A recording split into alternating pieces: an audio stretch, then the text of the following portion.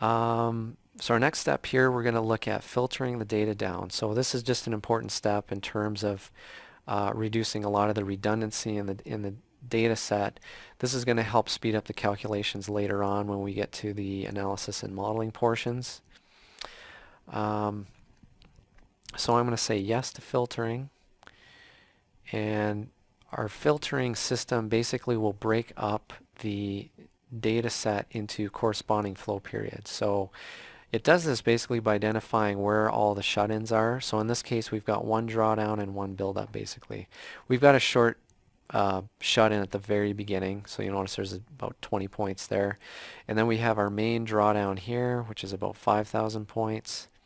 And then we have our main buildup here, which is just over 20,000 points. And really, we only need about anywhere from 1,000 to upwards of 3,000 data points to conduct an analysis with. We filter the buildups logarithmically and we filter the drawdowns arithmetically. Now the reason the software does this is so that for the buildups we're preserving more of the curvature at the early time here. So it will preserve more points at the early time and it will remove more points later on in the buildup when things have stabilized. So if we remove more points out here, you'll notice it's not going to have a big effect on the look of the data set. It'll still preserve this more or less kind of linear trend out here. However, at the early time, we want to make sure we preserve that curvature. So we use logarithmic filtering on that buildup. The drawdown, on the other hand, because we have continuous rate changes happening throughout the drawdown, and drawdowns tend to be more noisy, we're going to filter that arithmetically. Okay, because we can't just assume that the early portion is going to be the bulk of our transient and the later portion will be stable. It sometimes happens. In this case, it's kind of happening, but we always recommend leaving that filtering option set to arithmetic.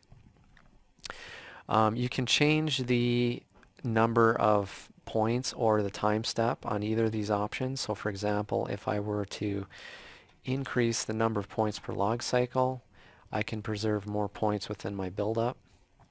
I can also go the other way. I can lower that number and I'll remove more points out of that buildup if I want to.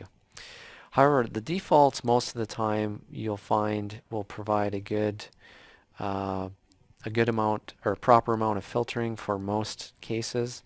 There may be a few cases you run into where you need to either increase that a little more or maybe even decrease it more.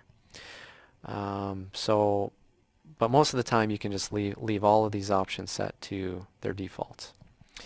So once I finish here, we're going to end up with about 870 points. So I'm going to hit next, and you'll see once I hit next, it's filtered, thinned out that data set accordingly. Okay,